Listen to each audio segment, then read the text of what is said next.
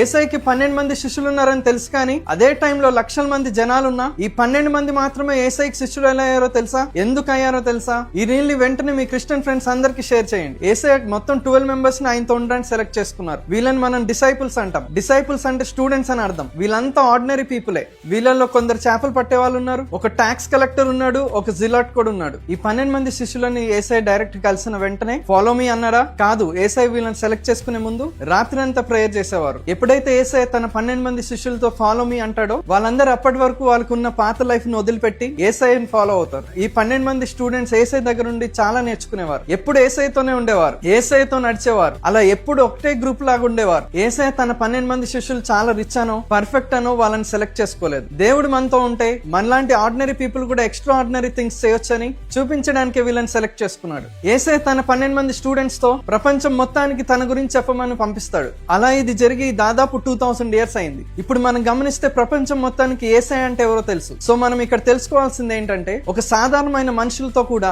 దేవుడు extra ordinary things చేయగలడని.